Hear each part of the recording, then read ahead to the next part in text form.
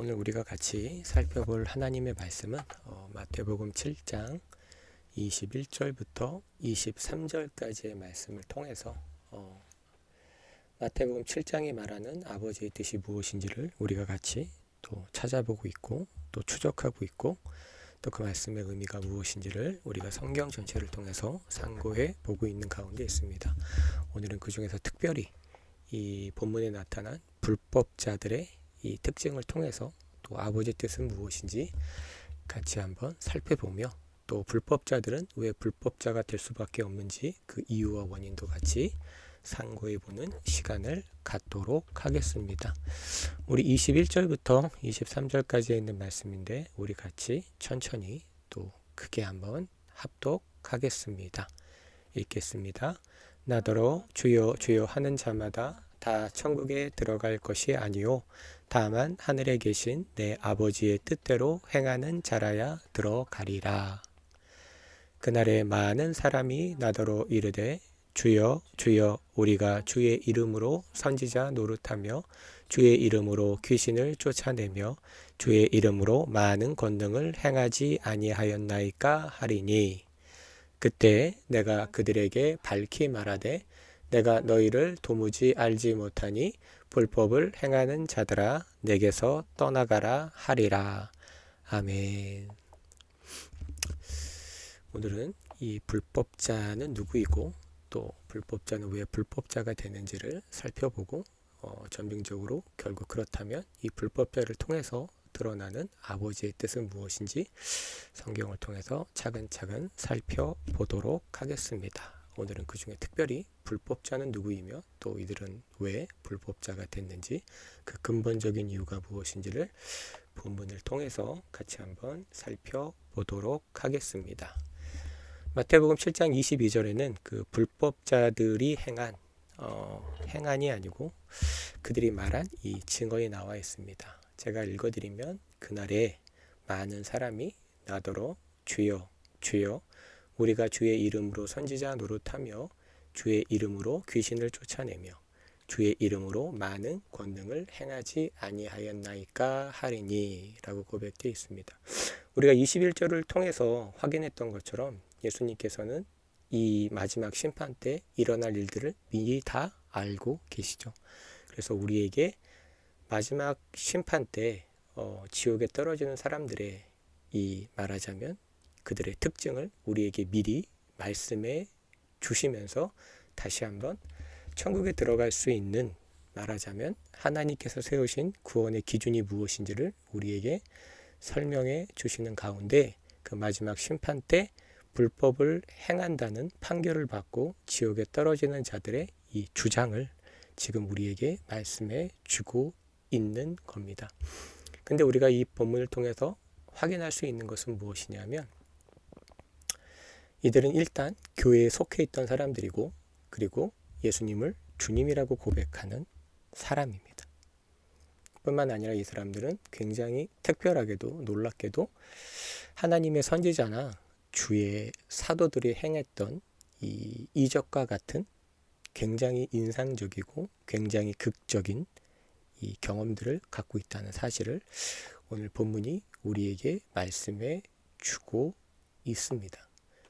그런데 또 우리가 분명히 확인해야 될 것은 예수님께서 이 말씀을 언급하신 이유는 아버지의 뜻대로 행하는 자야지만 천국에 들어갈 수 있다는 이 진리를 우리에게 다시 한번 확인시켜 주시고 지속적으로 강조하기 위해서 이 말씀을 하고 있다는 사실을 우리는 다시 한번 분명히 기억해야 됩니다. 근데 지금 이 마지막 심판 때 주님께로부터 불법을 행하는 자라 판결을 받고 지옥에 떨어지는 사람들의 이 말들 그리고 이들의 이 주장들을 예수님께서 그대로 가져오셔서 우리에게 말씀해 주고 있다는 사실은 이 불법자들은 아버지의 뜻이 아닌 자기들만의 고유한 기준을 갖고 있었다는 사실이죠. 그리고 그 자기들이 갖고 있는 그 기준을 무엇이라고 얘기하냐면 이것은 하나님의 뜻이 분명하다. 굉장히 강력하게 또 확신을 가지고 있는 모습을 우리가 반드시 기억해야 됩니다. 그래서 이 사람들은 지금 이렇게 주장하는 거예요. 우리가 주님의 이름으로 일반 사람들이 경험하지 못했던, 그리고 성경에 기록된 하나님의 선지자들이나 또 예수님의 사도들이 행했던 그 이적과 기적과 어떤 많은 권능들을 행했기 때문에 우리는 천국에 합당한 사람입니다 라고 지금 주님 앞에 당당히 주장하고 있는 거고, 또 어떤 면에서는 이들이 지금 주님 앞에 목소리를 높이고 있다는 사실을 오늘 본문이 우리에게 말씀해 주고 있습니다. 다시 한번 강조하지만 예수님께서는 이런 일들이 날 것을 미리 우리에게 보여주시는 거죠. 근데 왜 보여주냐면 이런 자들이 천국에 들어가는 것이 아니다 라는 이 현실을 성경에서 우리에게 말하자면 하나님께서 세우신 구원의 기준이 이들의 생각과 다르다, 전혀 다르다는 사실을 우리에게 깨닫게 해주시기 위해서 예수님께서 이런 사실들을 우리에게 미리 말씀해 주고 있다는 사실을 우리는 반드시 기억하면서 이 본문을 우리가 이해해야 됩니다. 그러면 왜 이들은 하나님께서 세우신 구원의 기준에 집중하는 것이 아니라 자신들의 경험을 더 집중할 뿐 아니라 이 자신들의 경험이 하나님의 뜻에 합당한 하나님의 뜻이라고 믿고 이렇게 지속적으로 심지어 그 마지막 심판 때 주님 앞에 소리를 높이고 당당할 수 있는가? 그 원인이 무엇인가를 우리가 살펴볼 필요가 있습니다. 마태복음 7장 13절과 14절입니다. 이 마태복음 7장 13절과 14절은 우리가 지금 마태복음 7장 21절부터 23절까지를 살펴보고 있는데 그 문단은 마태복음 7장 15절부터 27절까지예요. 이게 하나의 문단이에요. 지금 우리가 그 안에 있는 건데 바로 그 위에 있는 이 문맥에서 나타나는 것이 바로 마태복음 7장 13절과 14절인데 엄밀히 말하면 이 본문은 같은 문맥이 아니지만 이 본문을 통해서 우리가 기억해야 될 것은 왜 불법자들은 자신들의 이 주장이 반드시 옳다. 다시 말하면 자신들의 주장이 정말 하나님께서 성경을 통해 우리에게 알려주시는 하나님께서 세우신 구원의 기준인지를 점검하지 않고 확인하지 않고 왜 자신들은 반드시 하나님의 뜻대로 행하고 있다라고 왜 이렇게 주장을 하고 있는가를 우리가 살펴보는 거죠. 우리가 아까도 살펴봤지만 7장 21절의 시작은 이렇게 되는 거죠. 주여 주여 하는 자마다 천국에 들어가는 것이 아니다. 오직 아버지의 뜻대로 행하는 자라야 들어가리라. 예수님께서 그렇게 말씀하신 것은 궁극적으로 무엇을 드러내고자 하는 것이냐면 인간적인 생각이 맞는 것이 맞는 게 아니다 이 얘기를 하는 거죠. 그것은 피조물임의 죄인이 인간이 생각하는 것 이상이다. 전혀 다르다. 그리고 더 근본적으로는 피조물임의 죄인인 인간은 결코 하나님의 뜻을 알 수 없다는 사실을 우리에게 깨닫게 해주시기 위해서 미래에 있을 일들을 이미 주님은 아시니까 가져오셔서 우리에게 보여주는 거죠. 무슨 얘기예요? 피조물임의 죄인인 인간은 하나님의 뜻을 알 수가 없고 그 뜻에 순종할 수 없다. 그러나 우리가 지금 22절에 살펴봤던 그 불법을 행하는 자들은 뭐라고 생각하고 있어요? 자신들의 행하는 그 모든 것들이 하나님의 뜻이라 믿고 있는 거죠. 그럼 이 근본적인 이 차이가 무엇이냐? 그리고 왜 불법을 행하는 자들은 자신들의 삶을 돌아보지 않고 자신들이 행하는 그 모든 것을 말하자면 성경을 통해서 확인하거나 점검하거나 왜 상고하지 않는가? 그 이유가 마태복음 7장 13절과 14절에 나와 있다고 저는 생각합니다. 물론 이 문맥은 다르지만 그 하나의 우리에게 그 피조물이며 죄인인 인간의 한계를 분명히 보여주고 있습니다.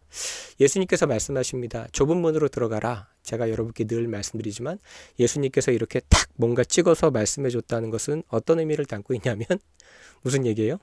예수님께서 이렇게 지정해 주시고 정확히 말씀해 주지 않는 이상 피조물이며 죄인인 인간은 그쪽으로 가지 않기 때문에 그런 거죠. 그래서 정말 성경을 통해 확인해 보면, 이 본문을 통해 확인해 보면 이렇게 됩니다. 좁은 문으로 들어가라. 멸망으로 인도하는 문은 크고 그 길이 넓어 그리로 들어가는 자가 많고. 자, 무슨 얘기예요?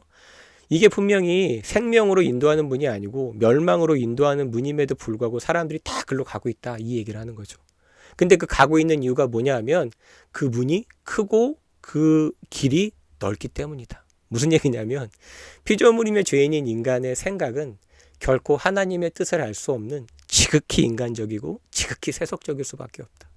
그래서 말하자면 지혜가 없고 무지하고 어리석은 사람들이 볼 때 단순히 문이 크다는 이유만으로, 그리고 그 길이 넓다는 이유만으로, 물론 본문에 없지만 굳이 말하자면 뭔가를 덧붙이면 화려한 것은 사람들은 뭐라 그래요? 아, 이게 좋은 거다. 그래서 한국 속담에도 이런 말이 있죠. 이왕이면 다홍치마. 무슨 얘기예요? 보는 거에 약하다는 거죠. 그래서 우리가 흔히 말하는 사자성어, 견물생심이라는 얘기도 있잖아요. 마음이 없었는데 우리가 어떤 것을 보면 그 마음이 동한다. 똑같은 얘기를 하는 거죠. 여기서 우리가 기억해야 될 것은 피조물임의 죄인인 인간은 결코 하나님께서 원하시는 뜻을 알 수 없고 그들의 생각은 지극히 인간적이고 지극히 세속적이다.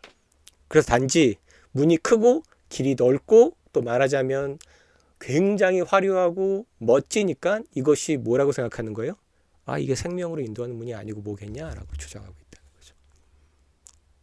그래서 그 길을 가는 거예요. 오늘 본문은 계속해서 이걸 얘기해 주는 거예요. 피조물임의 죄인인 인간의 생각은 지극히 인간적이고 세속적이다. 다른 식으로 표현하면 피조물임의 죄인인 인간은 하나님께 범죄함으로 말미암아 전적으로 부패하고 타락하게 되어 결단코 하나님의 뜻을 알 수가 없다. 우리가 지속적으로 살펴본 것처럼, 이사야서에 있는 것처럼 우리가 아버지의 생각을, 아버지의 뜻을 도무지 알 수 없는 거죠. 왜? 하나님은 거룩하시고 하나님은 전능하시고 하나님은 영원하시지만 우리는 하나님께 범죄함으로 말미암아 전적으로 부패하고 타락하게 되었기 때문에 결단코 거룩하신 하나님의 그 뜻을 우리는 알 수 없기 때문입니다. 그리고 더 비참한 것은 이런 피조물임의 죄인인 인간은 지극히 인간적이고 세속적인 것이기 때문에 어떻게 해요? 이 몸으로 느끼는 이 체험에 어떻다? 약하다. 그래서 아까 우리가 22절에 보면 불법을 행하는 자들이 왜 그렇게 주님 앞에서 큰 소리로 외치고 당당할 수 있는가? 자기가 경험했기 때문에 그런 거죠. 그럼 예수님의 말씀 7장 21절과 22절과 23절을 통해 예수님께서 말씀하시는 것은 뭐냐면 인간의 감정이, 인간의 체험이 구원의 기준이 될 수 없다는 현실을 우리에게 미리 말씀해 주고 있는 거죠. 계속해서 말씀드리고 있지만 지금 많은 사람들이 구원을 받았다라고 말하는 그 구원의 기준 각자마다 살펴보면 거의 다 성경적인 기준을 갖고 있는 사람은 없어요. 아, 성경에서 이렇게 말했기 때문에 이렇게 되었고 이렇게 되었고 이렇게 되었기 때문에 나는 구원을 받았습니다 라고 주장하는 사람들은 거의 없고 다 뭐예요? 다 개인마다 어떤 특별한 어떤 주관적인 지극히 인간적인 체험들을 갖고 있죠. 그 체험들을 다 얘기하고 있는 거죠. 근데 중요한 것은 하나님의 뜻은 우리의 체험과 다르다. 이 사실을 얘기하는 거예요. 그리고 심지어 성경이 우리에게 얘기하는 것은 뭐예요? 우린 그 하나님의 뜻을 알 수가 없다. 우리는 피조물임의 죄인이기 때문에 우리는 그냥 우리 눈으로 볼 때 크고 넓고 화려하고 뭐 위대하고 뭐 이렇게 좀 뭔가 특별해 보이는 것을 우리는 뭐라고 생각한다? 그게 하나님의 뜻이 아닌가라는 생각을 하고 있지만 성경은 결단코 그렇게 말씀하고 있지 않다는 사실을 여러분 반드시 기억하셨으면 좋겠습니다. 또 다시 마태복음 7장 15절과 16절도 동일하게 예수님께서 말씀하시죠. 뭘 말씀해요? 거짓 선지자들을 삼가라. 왜 이렇게 말씀하셨을까요? 아까도 동일하게 말씀하고 있죠. 좁은 길로 가라. 좁은 문으로 들어가라. 왜 그렇게 말씀하시는 거예요? 글로 들어갈 생각을 안 하니까. 그게 생명으로 인도하는 문인지 모르니까. 동일한 얘기를 하시는 거죠. 왜 거짓 선지자들을 삼가라고 말하고 있어요? 거짓 선지자들이 양의 옷을 입고 나오니까 볼 때 어때요? 뭔가 좀 있어 보이고 뭔가 신령해 보이고 뭔가 거룩해 보이니까 사람들이 뭐라고 생각해요? 이 사람은 하나님이 보내신 선지자다 라는 이 시각을, 이 인간적이고 지극히 세속적인 이 안목을, 인간적인 안목을 새롭게 할 수 없다는 거예요. 그렇게 항상 모든 것을 보고 판단할 수밖에 없다는 거예요. 누가? 하나님께 범죄함으로 말미암아 부패하고 타락한 모든 인간들이. 이걸 볼 수 없고 이걸 분별해낼 수 없기 때문에 예수님께서 뭐라 그러는 거예요? 좁은 문으로 가라 라고 탁 찍어 얘기하고 거짓 선지자들을 삼가라 라고 말씀하시는 거죠. 근데 중요한 건 이 말씀을 가장 먼저 듣는 사람들은 누구예요? 하나님이 선택하신 이스라엘 백성이라는 사실이죠. 메시아를 기다렸던 그 사람들이죠. 근데 우리가 이미 알고 있는 것처럼 예수님을 십자가에 못 박은 사람들은 누구예요?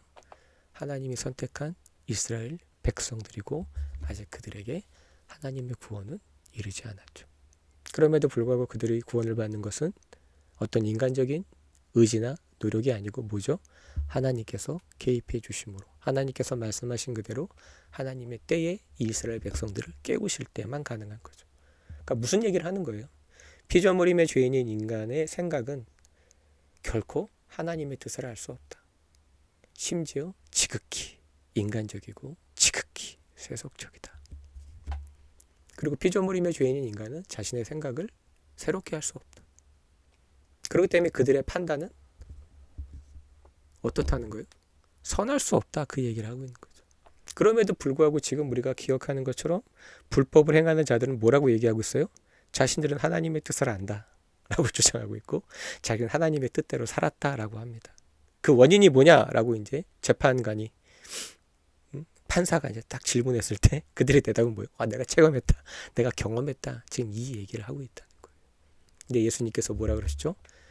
체험이 구원의 기준이 아니다를 선언하고 있는 거죠. 그럼에도 불구하고 피조물임의 죄인인 인간은 자기가 경험했으니까 이것보다 확실한 건 없는 거죠. 근데 중요한 것은 내가 경험한 모든 것들이 성경적인 건가 아닌 건가는 우리가 또 어떻게 되는 거죠? 깊은 시간 하나님 말씀을 통해서 또 기도를 통해서 우리가 분별해내야 되는 거죠. 그러니까 계속해서 말씀드리지만 지금 아마 대다수의 기독교인들이 자신이 구원받았다는 그 증거를 어디서 찾냐면 대다수 하나님께서 이미 성경을 통해서 기록하시고 세우신 그 객관적인 구원의 기준이 아니라 너무도 지극히 인간적이고 세속적인 주관적인 경험에 나는 구원을 받았다라고 주장한 사람들이 많다는 거죠.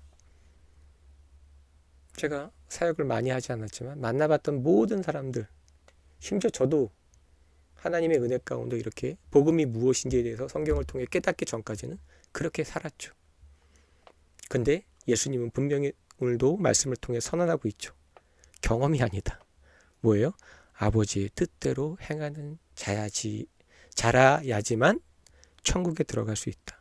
그럼 이제 우리들은 하나님의 뜻이 무엇인지를, 아버지의 뜻이 무엇인지를 성경을 통해 찾아봐야죠. 왜?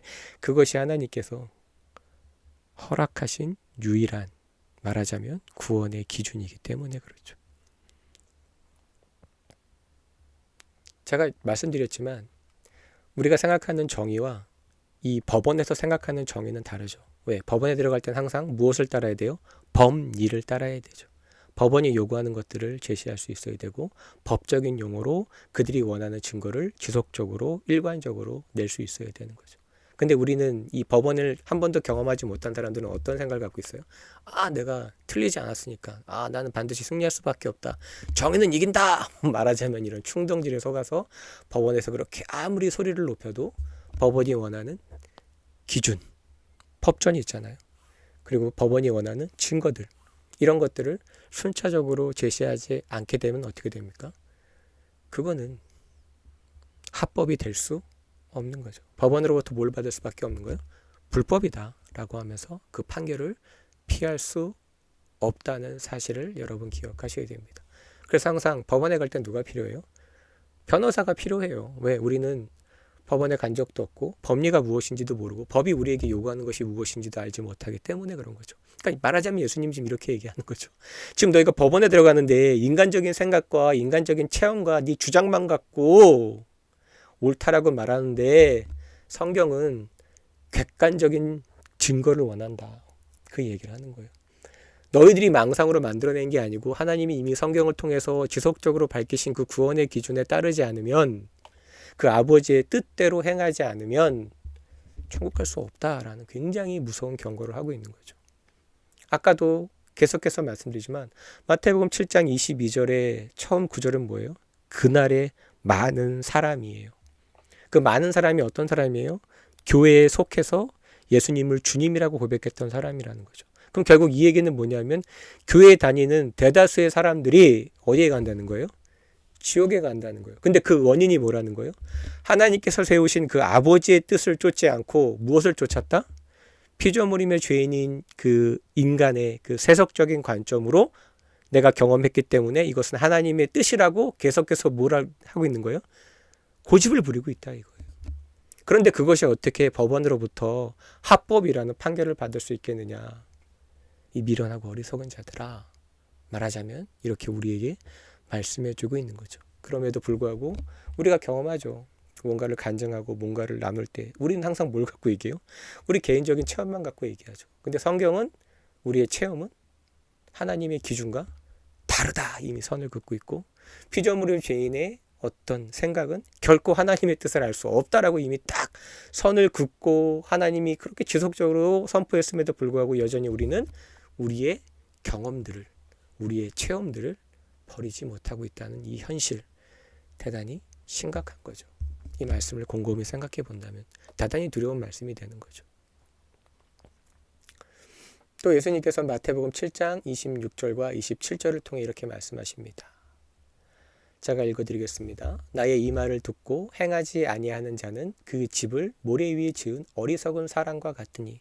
우리가 지금까지 계속해서 살펴봤지만 우리가 확인할 수 있는 건 뭐냐면 예수님의 말씀을 듣고 행할 수 있는 사람은 없다는 거죠. 왜? 우린 하나님의 뜻을 알 수가 없고 우린 세속적이고 인간적이기 때문에 뭐예요? 그냥 내 눈에 볼 때 넓고 크고 화려하고 쉽고 편하고 그냥 어떤 면에서는 굉장히 좀 막 자극적이고 이런 것들을 우리는 따라갈 수밖에 없다라고 얘기하는 거죠. 그러니 우리는 반드시 하나님 말씀을, 예수님의 말씀을, 그 가르침을 들을 수 없다. 우리가 이 성경을 통해서도 확인하는 것처럼 예수님을 못 박은 사람들이 누구라 그랬죠? 하나님이 선택한 이스라엘 백성이죠. 그리고 예수님께서 3년 동안 합숙하면서 말하자면 가르쳤던 그 제자들이 예수님 십자가에 박혀 돌아가셨을 때 어떻게 했죠? 다들 도망갔어요. 사도 요한만 돌아와서 예수님을 지켜봤죠. 여자들과 함께. 그리고 다 도망갔어요. 그럼 무슨 얘기를 하고 있는 거예요? 그 누구도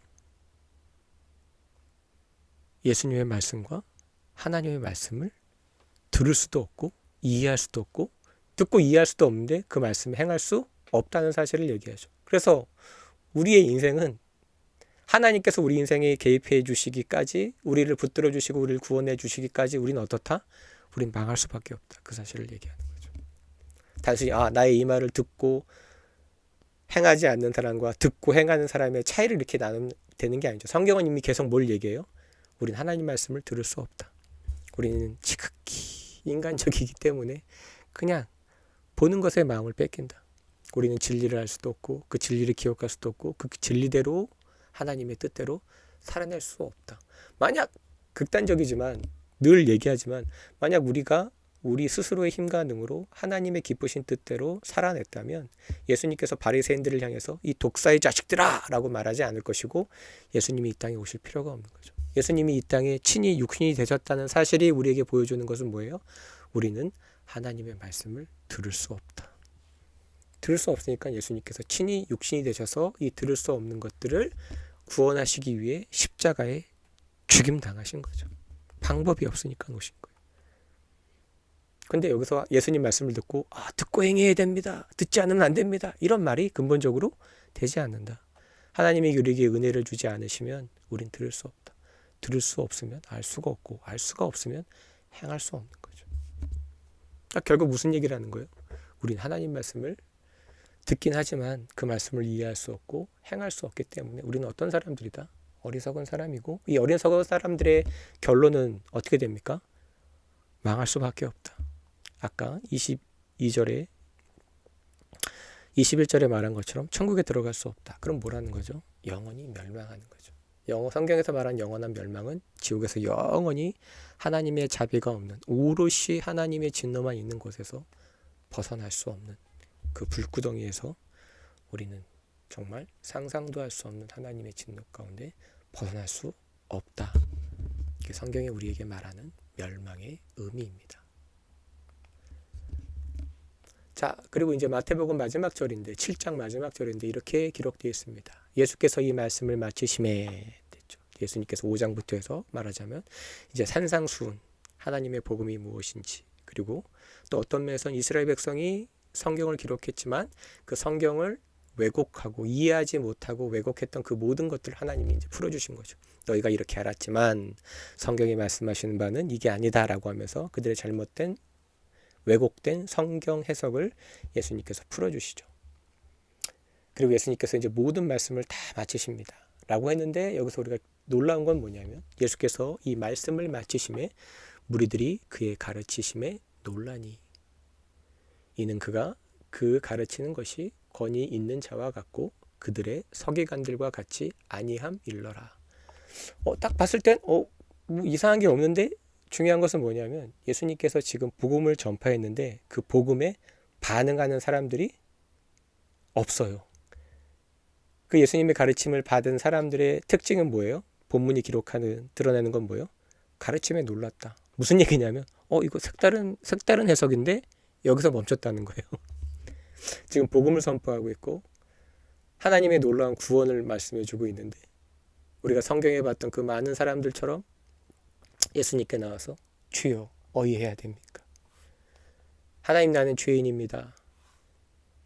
주여 나의 믿음 없는 것을 도와주소서. 어찌할꼬 가슴을 치는 것이 아니고 예수님의 가르침을 듣고 이 사람들은 지금 뭐 하는 거예요? 평가하고 있는 거예요. 전능하신 하나님이 육신이 되셔서 이들이 알지 못했던 이 성경의 진리를, 이들이 분명히 성경을 기록했고 성경을 보존했음에도 불구하고 이 하나님의 뜻이 무엇인지 알지 못하는 이들에게 하나님의 복음을 풀어주셨지만 이들의 반응은 뭐예요? 가르침이 좀 색다른데? 야, 이런 반응이라는 거죠. 근데 우리가 기억해야 될 것은 모든 사람들은 죄인이기 때문에 반드시 그들에게 구원자가 필요하고 하나님이 그들에게 구원을 보내주셨습니다. 이해하시겠어요? 이 피조물임의 죄인인 인간들의 이 마음들. 그냥 가르침이 달랐다. 좀 독특한데? 약간 이런 느낌이 강한 거죠. 다르다. 서기관들과 같지 않다. 권위 있는 자 같다. 하지만 이들은 주님 앞에 나아가지 않았습니다. 하나님 무슨 얘기인지 모르겠습니다. 다시 한번 묻지 않고 이 말씀의 의미가 무엇입니까? 그리고 또 하나님께서 말씀하실 때 하나님의 구원을 믿음은 들음에서 오죠. 그래서 어떤 이들은 이 예수님의 말씀을 듣고 어떻게 해요? 주님 앞에 나가서 무릎을 꿇고 엎드려 뭐하죠? 간구하죠. 당신이 그 메시아시군요. 내가 어떻게 해야 구원을 받습니까? 나는 죄인입니다. 내가 무엇을 해야 됩니까? 라고 하면서 자신의 모든 것들을 다 버려두고 주님을 따랐던 사람들이 있는 반면 이 놀라운 우리가 그렇게 사모했던 이 가르침을 들었던 이스라엘 백성들은 다르다. 그리고 또 각자 생활로 들어가서 아무런 변화도 없고 아무런 것도 없다는 사실. 계속해서 하나님은 우리에게 이 피조물임의 죄인인 인간의 한계를 보여주고 있죠. 하나님이 지금 열변을 토하고 계시는 건데 다르다 이러고 있는 거죠. 나가서 엎드려 기도하지도 간구하지도 주님 앞에 살려달라고 구하는 자가 아무도 없습니다. 그냥 하나님의 가르침에 뭐하고 있어요? 판단하고 있는 이 죄인의 모습, 그리고 이것이 우리의 모습이란 사실을 우리는 심각하게 고민하고 결코 잊어서는 안 될 것입니다. 갑자기 뜬금없이 요한복음 얘기를 하는데 이 요한복음에는 이 니고데모라고 하는 그 예수님 당시에 있었던 최고의 학자가 있었습니다. 그 사람이 니고데모입니다. 근데 하나님께서 이 니고데모가 이제 예수님을 찾아오죠. 밤에 찾아와서 당신은 정말 하나님의 선지자입니다. 확 이런 얘기를 하는데 주님께서는 뜬금포 없이 갑자기 그냥 바로 직접적으로 가장 급한 걸 얘기하죠. 거듭나지 않으면 구원을 받을 수 없다. 그 니고데모가 이게 무슨 얘기입니까? 이게 가능합니까? 다시 내가 엄마의 태로 들어가서 다시 나온단 말입니까? 이런 얘기를 하는 거죠. 근데 예수님께서는 피조물임의 죄인인 인간에게 가장 중요한 얘기를 하는 거죠. 뭐예요? 우리는 구원을 받아야 된다라는 거죠. 하나님에 의해서. 그런 얘기를 하는데 니고데모가 이해를 못하니까 거기에 대해서 예수님께서 이렇게 말씀하시는 거죠. 요한복음 3장 9절과 10절입니다. 제가 읽어드릴게요. 니고데모가 대답하여 이르되 어찌하여 그러한 일이 있을 수 있나이까? 예수께서 그에게 대답하여 이르시되 너는 이스라엘의 선생으로서, 좀 더 정확히 얘기하면 이스라엘의 바로 그 선생, 그 선생. 근데 그 선생이라는 뭐예요? 최고의 학자라는 얘기예요. 최고의 학자. 야, 넌 이스라엘에서 말하자면 성경을 가장 잘한다고 해서 사람들이 너에게 말하자면 그 가르침을 받으려고 막 줄을 서고 있는데 너조차도 진리가 무엇인지, 구원이 무엇인지를 알지 못하는구나. 이 사실을 우리에게 보여준다는 것은 우리가 계속해서 이 성경을 통해 확인해 보고 있는 것이 있죠. 뭐예요? 피조물임의 죄인인 인간은 하나님께서 개입하시고 간섭해 주시기까지, 하나님 뭔가를 딱 정확하게 알려주시기까지 그들은 하나님의 뜻을 알 수가 없다라는 거죠. 주님은 이렇게 선언하는 거죠. 너는 이스라엘의 선생으로서 이러한 것들을 알지 못하느냐. 이스라엘이 최고의 학자라고 하고 가장 유명한 학자인데 이 사람도 모르는 거예요. 그러면 그 밑에 있는 그 가르침을 받는 그 모든 사람들은, 이스라엘 사람들은 어떻게 했어요? 알 수가 없다. 그 얘기를 성경이 지금 하는 거죠. 그리고 여전히 우리는 인간적이며 세속적인 이 관점을, 이 생각을 버릴 수 없다. 새롭게 할 수 없다. 이 사실을 지금 성경이 우리에게 계속해서 말해주고 있는 거죠. 성경은 우리에게 이미 구약 때부터 말씀합니다. 이게 우리가 로마서 3장에 있는 말씀, 사도 바울이 인용한 말씀이기도 하지만 시편에 있는 말씀입니다. 2절과 3절입니다. 여호와께서 하늘에서 인생을 굽어 살피사 지각이 있어 하나님을 찾는 자가 있는가 보려 하신즉 다 치우쳐 함께 더러운 자가 되고. 뭐예요? 선을 행하는 자가 없나니 하나도 없다. 선이라는 건 뭐예요? 말하자면 아버지의 뜻이죠. 넓은 의미로. 근데 중요한 것은 아버지의 뜻대로 행하기 위해서 오늘 본문이 우리에게 말해주는 건 뭐예요? 뭐가 있어야 된다?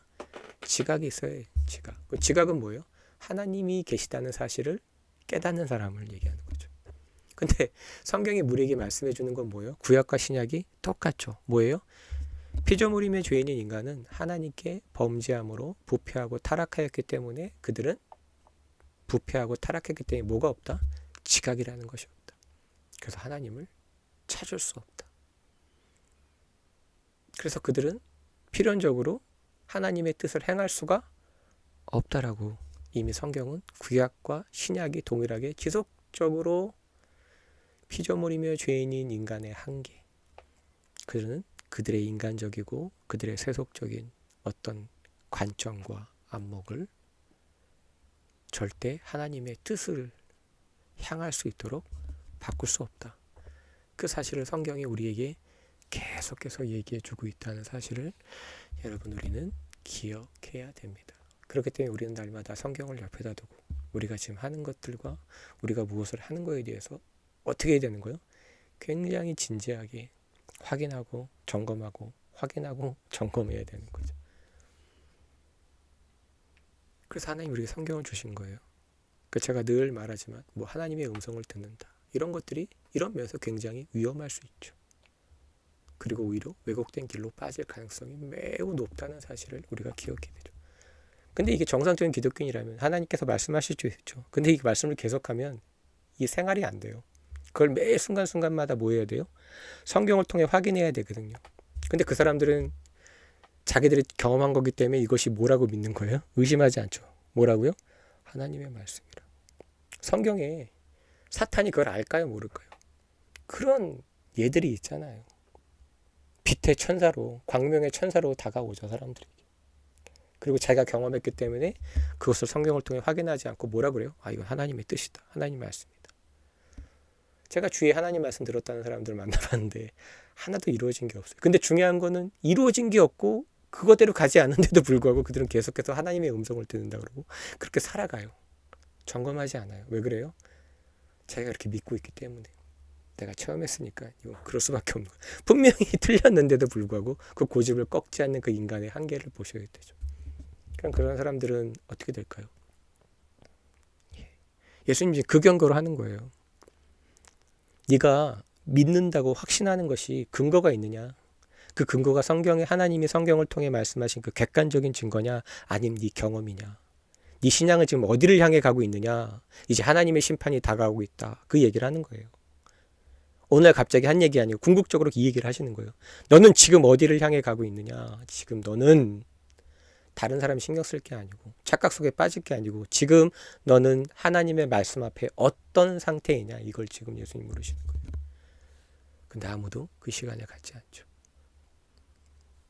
그럼 어떻게 되겠어요? 이미 예수님이 말씀하셨죠. 교회에 속한 그날의 그 많은 사람들이 불법을 행하는 자라 판결을 받고 지옥에 떨어지는 모습들을 우리는 목도하게 될 것입니다. 중요한 것은 거기에 나도 들어갈 수 있다는 이 엄중한 이 현실 앞에 우리는 진지해야 됩니다. 인간의 모습이 얼마나 완악하냐 하면 마태복음 11장에 있는 내용입니다. 이 마태복음 11장에는 이제 예수님께서 그 세례 요한이 이제 제자들을 보냅니다. 그러면서 이렇게 얘기해요. 오시리가 당신입니까? 그럼 뭐예요? 예수님을 증언했던 이 세례 요한조차도 예수님에 대해서 이게 맞나? 의심을 하는 거예요. 이게 뭐지? 라고 얘기해서 예수님께서 이제 이사야서를 인용하시면서 구약 성경에서 예언했던 그 메시아의 사역을 내가 하고 있으니 내가 그 사람이 맞다라고 하면서 이제 요한의 제자들에게 그 말씀을 주시고 이제 세례 요한이 누군지를 이제 우리에게 알려주시는 그 가운데 예수님께서 이런 말씀을 하시는 거죠. 귀 있는 자들은 들을지어다. 그러니까 무슨 얘기를 하는 거예요? 하나님이 들을 귀를 주지 않으시면 들을 수 없다는 현실을 우리에게 보여주는 거죠. 그리고 우리가 아는 것처럼 우리에게는 들을 수 있는 귀가 없죠. 그러면서 예수님께서 무엇을 말씀하시냐면 이 세대를 얘기하는 거죠. 이 세대는 누구예요? 예수님 시대의 그 사람들을 얘기하는 거죠. 그 세대를 예수님이 이제 비유해서 설명해 주시는 거죠. 뭐라고 하냐면 아이들이 장터에 앉아 제 동물을 불러라고 돼 있어요. 그러니까 우리는 이 말씀을 그냥 대충 읽기 때문에 우리가 너희를 향하여 피리를 불어도 너희가 춤추지 않고 우리가 슬피 울어도 너희가 가슴을 치지 아니하였다 함과 같으니라고 했을 때 여기 우리는 누구예요? 세례 요한과 예수님이라고 우리가 생각했죠. 근데 잘 보세요. 한글 성경을 잘 보시면 답이 나와요. 귀 있는 자들은 들을지어다라고 말씀하시고 이 세대를 비유하건대 그럼 이 세대는 누구예요? 아이들이죠. 그렇죠. 그러니까 장터에 앉아있는 아이들이에요. 그리고 이 사람이 제 동물을 부르는 거죠. 그렇죠? 그럼 여기는 우리가는 누구예요? 아이들이에요? 제 동무예요? 지금 장터에 앉아서 다른 사람을 부르는 거예요. 그럼 이 사람이 누구예요? 이 사람이 이 세대라는 거예요. 우리가 누구예요? 예수님과 세례 요한이 아니고 누구예요? 이 세대 사람들이에요. 근데 이 세대 사람들이 너희를 향하여 피리를 불어도 너희가 춤추자. 그럼 여기 너희는 누구예요? 예수님께 속한 사람들을 얘기하는 거예요. 그러면 이 문맥이 완전히 뒤집어지는 거예요. 되게 극단적인 모습이에요. 이게 요한복음 6장에도 나오는데 그걸 일일이 지금 다 설명하긴 길고 아주 간략하게 단순하게 말씀해 드리면 이런 거예요. 하나님께 자신들에게 맞추라고 얘기하는 거예요. 그렇죠? 잘 보세요. 이 세대를 비유할 때 이 세대는 누구예요? 장터에 앉아있는 아이들이죠. 근데 이 세대가 지금 누구를 불러요? 예수님께 속한 사람을 부르는 거예요. 말하자면. 그래서 뭐예요? 우리는 누구예요? 장터에 앉아있는 아이들이죠. 문맥을 따라가면. 그리고 이 뒤에도 문맥이 있는데 제가 그걸 자세히 들어가는 건 오늘 하는 게 아니기 때문에 간략하게 말하면 뭐예요? 우리는 누구예요? 장터에 앉아있는 아들이 누구를, 너희를 향해 부르는 거죠. 다른 사람을 부르는 거예요. 너희는 다른 사람이죠. 근데 이 다른 사람이 누구예요? 예수님께 속한 사람들이. 그들에게 뭘 요구해요? 우리가 너희를 향하여 피리를 불어도 너희가 춤추지 않고. 그러니까 이건 뭐예요? 하나님 보고 이렇게 얘기하는 거예요. 우리한테 맞추라는 얘기를 하는 거예요. 요한복음에서 이런 똑같은 얘기가 나와요. 예수님께서 기적과 이적을 행해주니까 이 사람들이 거기에 이 엔터테인먼트처럼 막 즐기다가 나중에는 뭐라고 했냐면 그거 나도 행할 수 있게 해달라고 얘기를 해요. 예수님께. 그런 뉘앙스로 자꾸 얘기를 해요. 무슨 얘기인지 알겠어요? 피조물이며 죄인인 인간은 하나님의 뜻을 알 수도 없고 인간적이고 세속적인 관점을 버릴 수 없어요. 그리고 심지어 어디까지 가냐면 하나님께 나한테 맞추라고 얘기한다고요. 이해하시겠어요? 그런 인간이 어떻게 하나님의 뜻대로 행할 수가 있겠냐는 그 얘기를 하는 거예요. 우리가 너희를 향하여 피리를 불어도 너희가 춤추지 않고 지금 막 따지는 거예요. 아, 우리가 지금 이렇게 하고 있는데 왜 너 가만히 있어? 왜 예수님 가만히 계세요? 이렇게 얘기하는 거예요. 그리고 우리가 가슴을 치고 와 하는데 왜 가만히 있어요? 라고 얘기하는 거예요. 그러니까 무슨 얘기를 하는 거예요? 아, 우리한테 좀 맞추라. 누구한테? 하나님한테. 그게 누구라고요? 예, 귀가 없는 죄인들. 들을 귀가 없는 모든 죄인들은 이와 같이 하나님의 뜻을 알지 못할 뿐만 아니라 자신의 체험을 하나님의 뜻이라고 주장할 뿐 아니라 뭐라고 얘기해요? 하나님 좀 맞춰요. 근데 마태복음 7장 22절에 나타난 불법을 행하는 자들과 어때요? 비슷하지 않아요? 당당하잖아요. 아, 좀 맞춰요. 이거 맞잖아요. 내가 했잖아요. 아, 진짜 깝깝하네. 아, 너무 깐깐하네. 마치 이런 뉘앙스를 품고 있다고요. 큰 흐름을 보시면. 그래서 주님 앞에 그렇게 당당한 거예요. 그 심판대 앞인데 무식하면 그렇게 되는 거예요. 하나님께서 들을 길을 주지 않으시면 그렇게 비참해지는 거예요. 성경이 그 얘기를 우리에게 하고 있는 거죠. 우리가 지금 계속해서 무엇을 살펴봤습니까? 피조물이며 죄인인 인간은 전적으로 부패하고 타락하였기 때문에 지각이 없다. 지각이 없기 때문에 하나님을 알 수도 없고 하나님을 찾을 수 없고 하나님의 뜻이 무엇인지조차도 알 수가 없다. 그래서 그들은 어떤 일을 택하죠? 자신의 인간적이고 세속적인 이 안목과 관점으로 자기가 경험한 것을 뭐라고 주장한다? 이게 하나님의 뜻이다. 라고 주님 앞에서 주장하고 있고 이게 맞는 거 아닙니까? 라고 따진다. 인간의 한계를 보여주죠. 그리고 그들은 심지어 무엇을 얘기한다? 하나님께 우리에게 맞추라고 얘기한다. 인간의 한계뿐만 아니라 인간이 얼마나 부패하고 타락하고 패역한지를 성경이 우리에게 말씀해주고 있습니다. 이런 우리가 주님의 말씀을 듣고 주님의 뜻대로 순종할 수 있다고요? 아니요. 성경은 단 한 번도 그런 얘기를 한 적이 없습니다.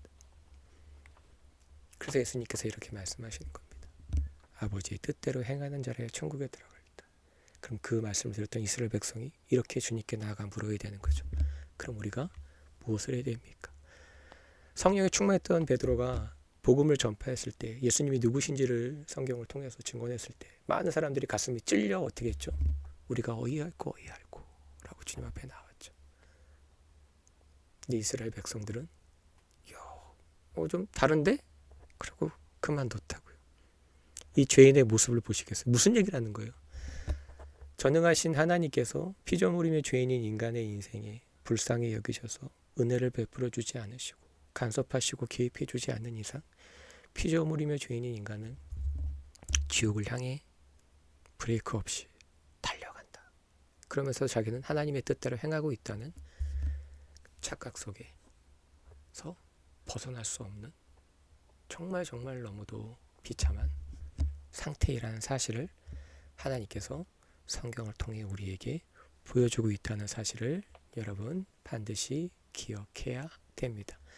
그렇기 때문에 이제 우리는 마태복음 7장 24절에 있는 말씀을 다시 이해할 수 있는 거죠. 그러므로 누구든지 나의 이 말을 듣고 행하는 자는, 여기 나의 이 말을 듣고 행하는 자는 없다는 사실을 확인했죠. 그럼 어떻게 들을 수 있는 거죠? 하나님의 은혜와 하나님의 간섭과 개입이 없이는 불가능하다를 알게 된 거죠. 그런 사람들만이 어떻게 할 수 있는 거예요? 그 집을 하나님의 말씀을 듣고 하나님의 뜻대로 어디다 지어요? 모래 위에 짓는 게 아니고 반석 위에 짓게 됩니다. 사람들은 손가락질고 야, 뭐 이렇게 힘들게 이렇게 짓냐, 산까지 올라가서. 아유, 한심한 새끼, 야, 이렇게 얼마든지 할 수 있어 라고 하지만 성경 우리에게 무엇을 얘기합니까? 비가 내리고 창수가 나고 바람이 불어 그 집에 부딪히되 무너지지 아니하나니 이는 주초를 어디에? 반석 위에 놓은 까닭이다. 뭐요? 아버지의 뜻에 맞췄기 때문에 그들은 어떻게 된다? 어떤 순간에도 파멸하지 않고 멸망당하지 않는다. 아버지 뜻대로 행하기에 하나님이 그들을 지키신다. 그래서 성경은 그런 사람을 뭐라고 얘기한다고요? 지혜로운 사람. 우린 그동안 하나님 말씀을 듣지 못하면 어리석고 하나님 말씀을 들으면 지혜로운 게 아닌 게 이게 단순히 그런 게 아니라 뭐예요?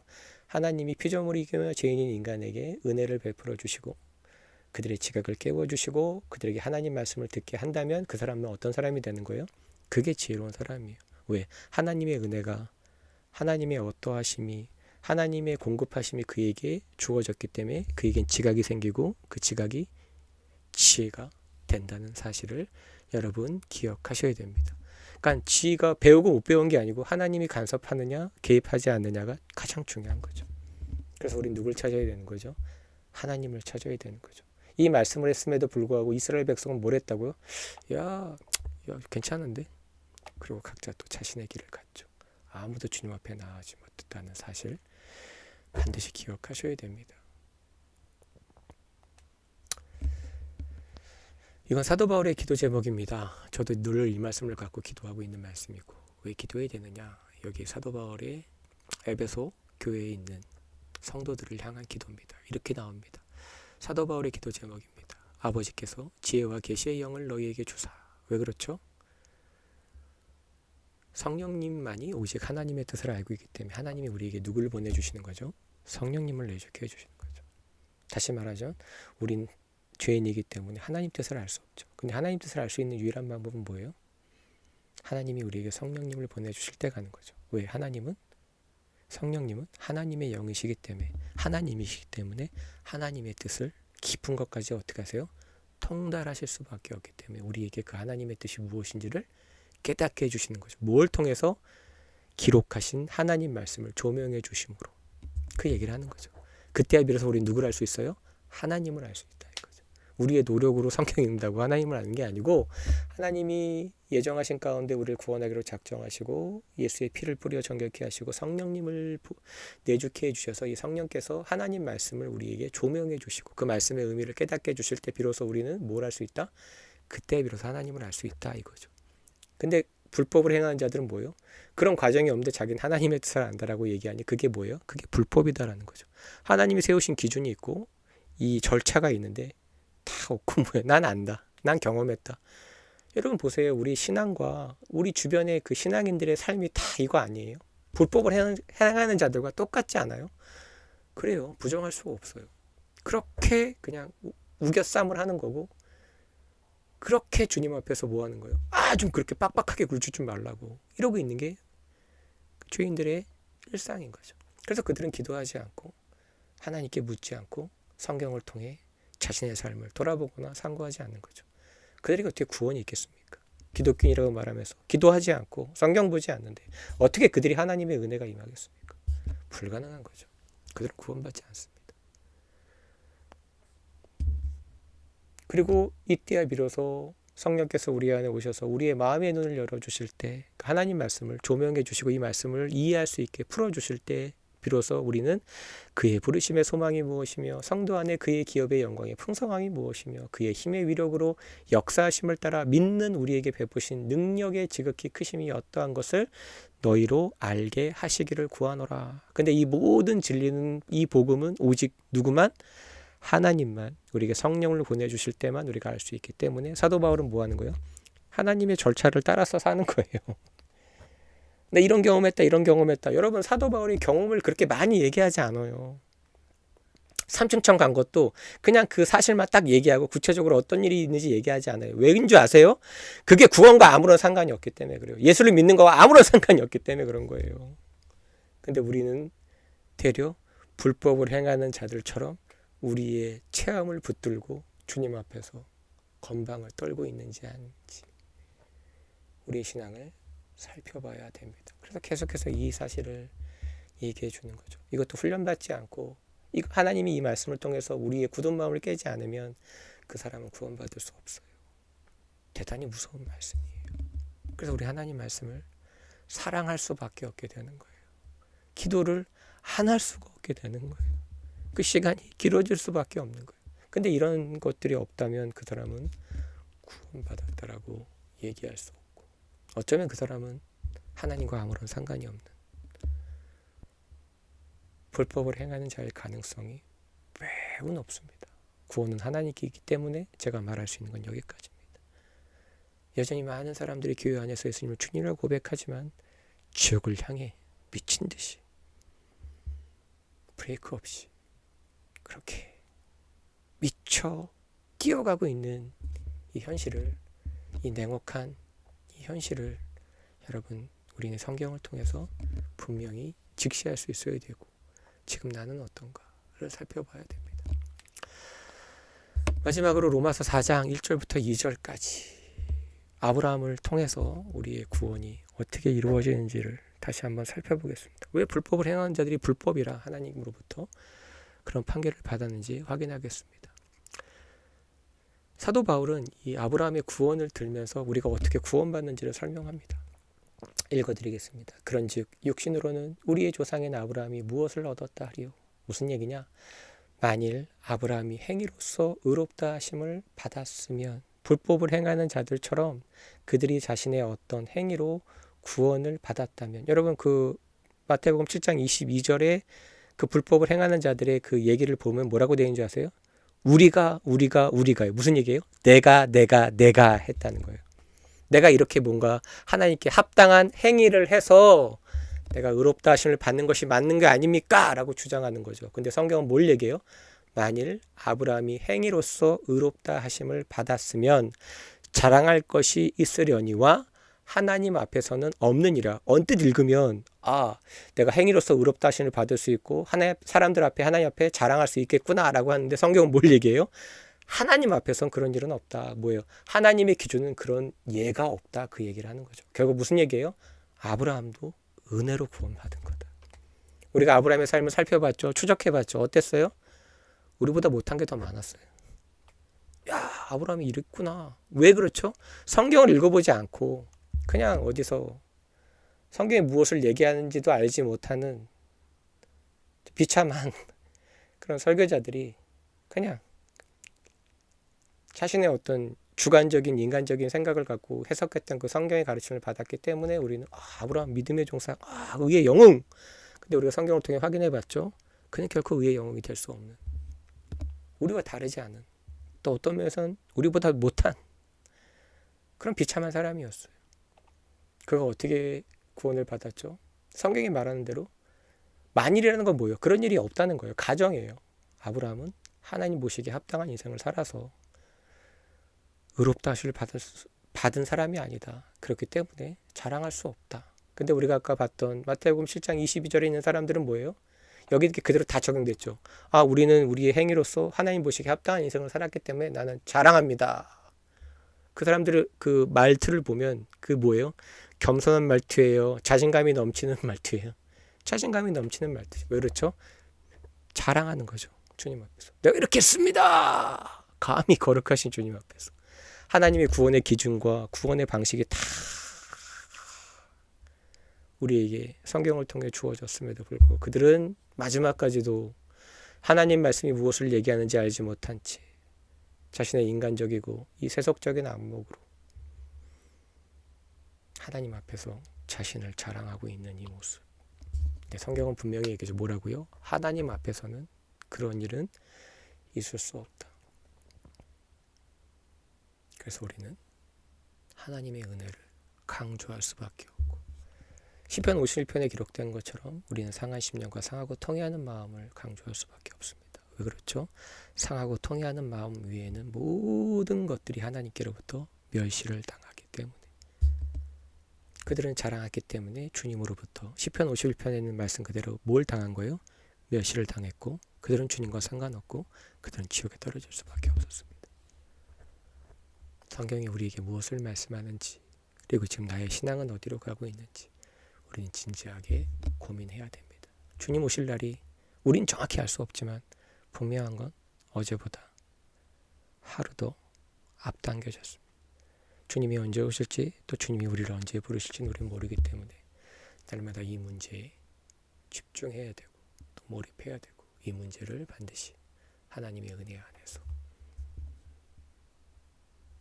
명확히 해야 됩니다. 마지막으로 읽고 마치겠습니다. 만일 아브라함이 행위로서 의롭다 하심을 받았으면 자랑할 것이 있으려니와 하나님 앞에서는 없느니라. 없습니다. 오직 하나님의 은혜로 우리는 구원을 받았습니다.